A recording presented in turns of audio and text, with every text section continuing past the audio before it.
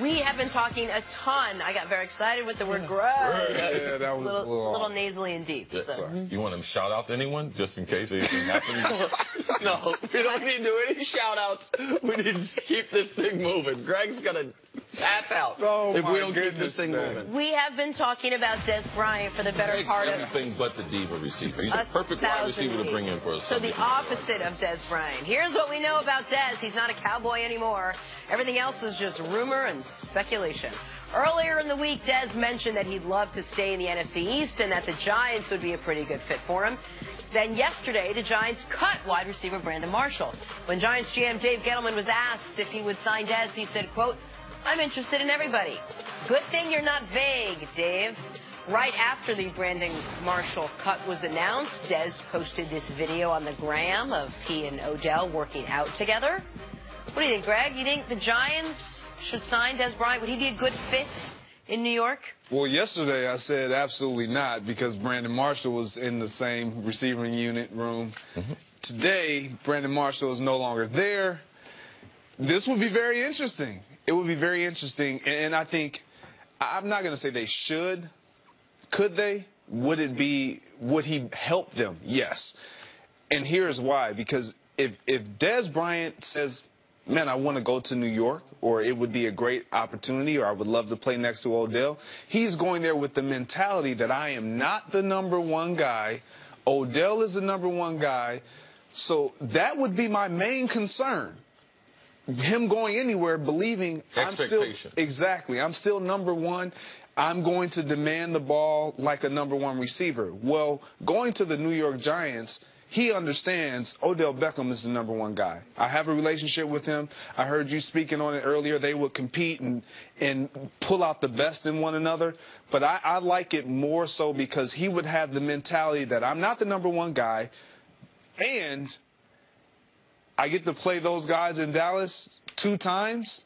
That whole motivational factor, when you're this late in your career, this long in your career, you need everything that you can to kind of fuel you, to motivate you to play every single Sunday. So you don't believe that to be a myth?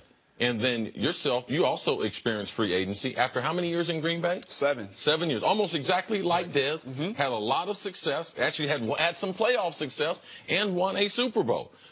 Did you go through this same type of process? Because you end up, for those who don't know, you left Green Bay, end up going to Minnesota. I happen to be one of the people that Greg called when he was making that transition. What do you think that I should do? Now, I think you went about the right way. You put the motivation of playing the Packers at the back end. You went for fit, and then the motivation just happened to be, while the Vikings happen to be a great opportunity. As long as he has his priorities in line as far as, no, I'm not the #1 guy, and this is the right fit, then that extra motivation, I believe, of playing a team that you know, DBs that you know, and you would have a lot of confidence in going into those games. So I see how Gettleman, he should be looking at every opportunity to make the Giants a better roster, and Dez Bryant should be a part of that evaluation. From a pure football perspective, only on the field, this would make perfect sense. Dez is a better version of what they thought they were getting with Brandon Marshall.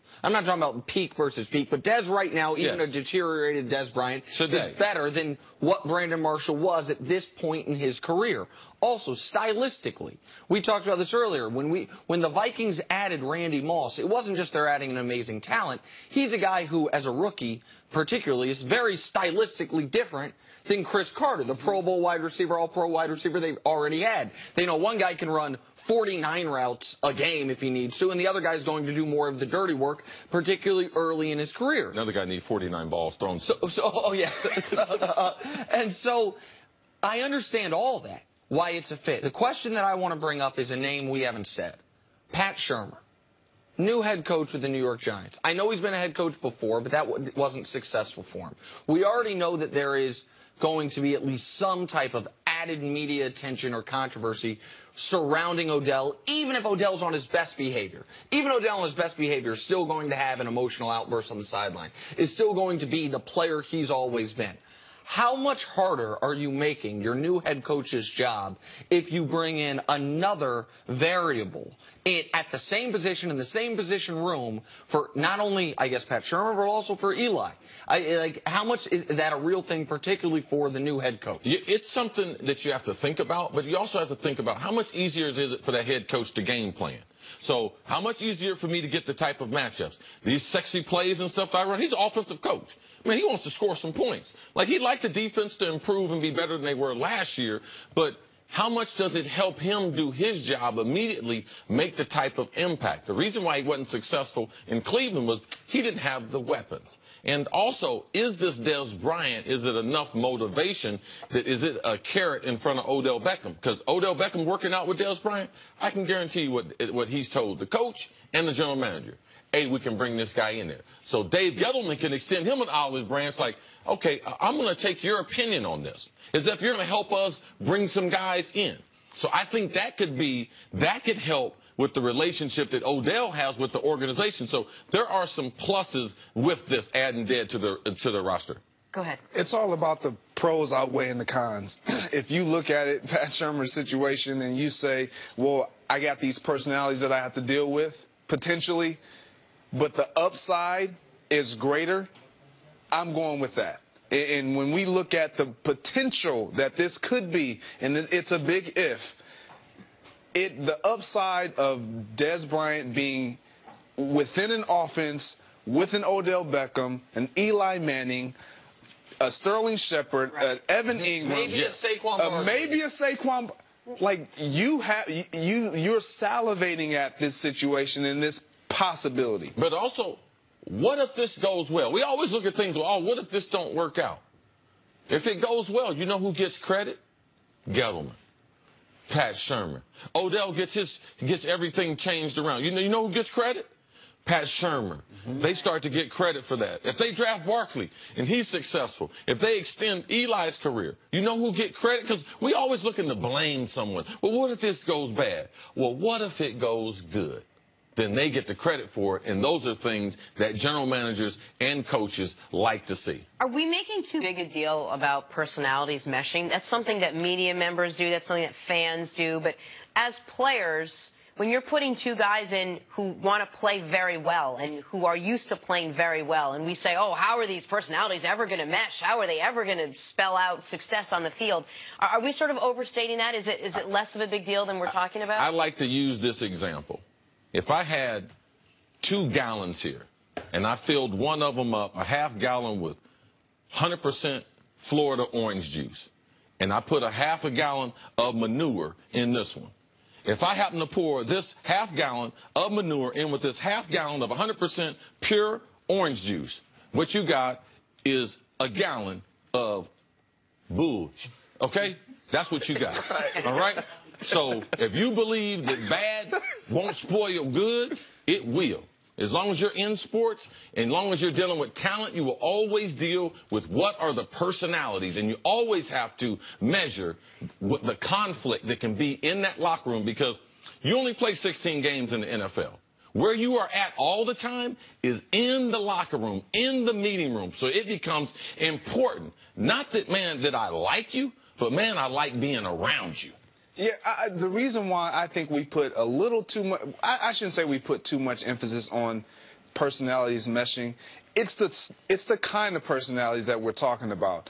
When you're looking at a Dez Bryant and an Odell Beckham, on the field, Dez Bryant, his personality is the way it is because he wants to win. Bingo. Bottom line. And we don't have any issue with Dez Bryant off the field. Early in his career, yes, there were some concerns. He has shown so much maturity when it comes to off the field, but football just being in our vision, I'll take that every day. If you're competitive and you want to win, I want every bit of and every ounce of that emotion. I just need you to be able to contain it a bit. And there is a bit of a kindred spirit to Dez and Odell, as far as on the field, but on the sideline. Let me put it like this. Odell is a better fit with Dez than he would be with Jason Witten, right? Like, so sometimes, and I say that because sometimes guys that have the same, I don't want to call them character flaws, but the same They issues. have the same blood type. They're perfectly put. Thank you. Like, they're going to get each other. There's a reason they're working out together. I bet both those guys, when they're not working out, they can commiserate together. Man, we're so misunderstood. We just want to win. That's all it's about. I'm not yelling at you because I'm mad at you. I'm yelling at you because I want the best out of you. So, like, it's the old Chris Rock bit that, like, I don't know if I should do the bit, but people that have the same vices can get along together. People that have the same vices can get along together, but one person that is a churchgoer, another person that is vice-riddled, that marriage doesn't always work. These guys, they have the same, as Chris put it, blood type. So I do think it could be explosive. Right? You could look back and say, oh, what do we expect when we put these two guys together? Or they could finally say, finally somebody gets me. And Des could think, finally, it's not Witten mad at me for yelling. It's a guy yelling back at me in a good way as opposed to in a negative way. Greg, thanks for being with us today. Absolutely. Thank you. Love it. Coming up, how dangerous are Joel Embiid and the 76ers? Next on First Things First. This is the portion of the show if you like to do a little shout out. I was going to